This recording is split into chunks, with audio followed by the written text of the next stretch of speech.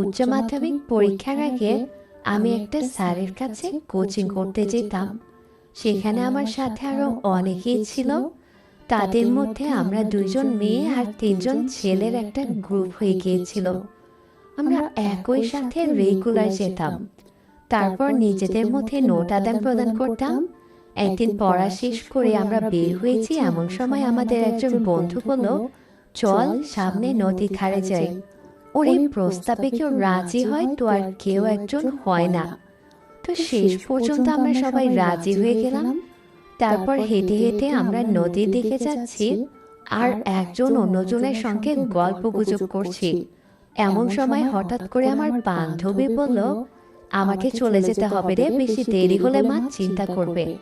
তখন অন্য ফ্রেন্ডরা আমাকে বলল, তুইও যাবি নাকি? আমি বললাম, না চল, এসেছি যখন তখন ঘুরেই যাই। এরপর আমরা সেখানে পৌঁছে গেলাম। জায়গাটা অনেক সুন্দর, সামনে নদী আর নদীর ধারে শুভ্র কাশফুল। এসব দেখে আমরা অনেক আনন্দ করতে লাগলাম। এমন সময় হঠাৎ 2টা লোক এসে আমাদের বকা দিতে লাগলো। ওদের একজন আমাদের রাগ দেখিয়ে জিজ্ঞেস করলো, এই তোমরা এখানে কি করছো? তার কথা বলার ধরন দেখে আমরা ভয় পেয়ে গেলাম, কিন্তু আমাদের একজন ফ্রেন্ড ওদের সাথে তর্ক জুড়ে দিল। এক কথা 2 কথা হতে হতে তাদের মধ্যে ঝগড়া লেগে গেল। আমার বাকি 2 ফ্রেন্ড এসব দেখে আস্তে আস্তে পিছিয়ে যেতে লাগলো। কিছুক্ষণ পরে দেখলাম তারা 2জন দৌড়ে চলে যাচ্ছে। আমিও পিছাতে যাচ্ছিলাম। এমন সময় পেছন থেকে কেউ একজন আমাকে জড়িয়ে ধরলো। ডান হাত কোমরে আর বাম হাত দিয়ে একটা ছুরি আমার সামনে নিয়ে আসলো। আমি তখন ভয়ে কাঠ হয়ে গেলাম। এর মধ্যে সে আমার কানের কাছে মুখ নিয়ে বলল, যদি চেঁচাও তাহলে ছুরি মারবো। ওনার এই কথা শুনে আমি চুপ হয়ে গেলাম। একটু পরেই বুঝতে পারলাম তার গা দিয়ে কি বিচ্ছিরি গন্ধ বের হচ্ছিল। আমার বন্ধু বলল, ওকে ছেড়ে দিন, কিন্তু লোকটা তখন তার ডান হাতটা একটু উঁচু করে ছুরিটা আমার বুকের উপর রাখলো। আমি সাথে সাথে ভয়ে কুঁকড়ে গেলাম। তারপর লোকটা আমাদেরকে শাসালো আর বলল, বেশি বাড়াবাড়ি করলে ছুরি মেরে দেবে। সব মিলে তারা 3জন আমাকে আর আমার বন্ধুকে ধরে নিয়ে চললো। বলল, কেউ যদি কিছু করতে যাও তাহলে ছুরি মারবো। ওই বদলোকটা এখন আমার পিছু পিছু আসতেছে। তাই আমি ভয়ে জড়সড় হয়ে হাঁটতে লাগলাম। এরপর তারা আমাকেও আমার বন্ধুকে একটা নৌকাতে তুলল। নৌকাটা ছুঁই নৌকা। এরপর নৌকাটা যখন চলতে শুরু করলো, তখন ওদের একজন আমার কাছে এসে বসে বলল, বস, জিনিসটা কিন্তু দারুণ, কিন্তু ধাপগুলো এখন এত ছোট কেন? আমি তার এমন কথা শুনে ভয়ে কান্না শুরু করলাম। লোকটা তখন আমাকে বলল, এই চুপ কর, না হলে ফাটিয়ে দেব। আমি আবার আরো জোরে কান্না শুরু করলাম।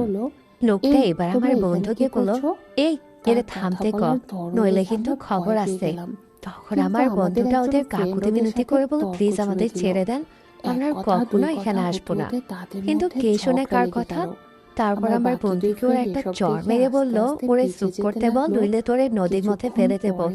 এই বয়সে নিজেরা লাগালাগি করো আর লোকে ধরলে কান্না হয় না? এমন বিশ্রী কথা শুনে আমার বন্ধু আর কিছু বললো না। আমি তখন কি করব কি না করব কিছুই বুঝে উঠতে পারছিলাম না, কিন্তু কেঁদে যে কোনো লাভ নেই সেটা বুঝতে পারছিলাম। হঠাৎ দেখি একজন আমার মুখ বেঁধে দিল। আমি চেঁচাতে চেষ্টা করলাম কিন্তু পারলাম না। চারপাশে অন্ধকার হয়ে গেছে। কিছুক্ষণ পর চোখ বেঁধে দিল। তারপর বুঝতে পারলাম কেউ একজন পিঠে হাত পোলাতে পোলাতে বলল, কেঁদে আর কি হবে, তার চেয়ে চুপচাপ থাকলে ক্ষতি কম হবে।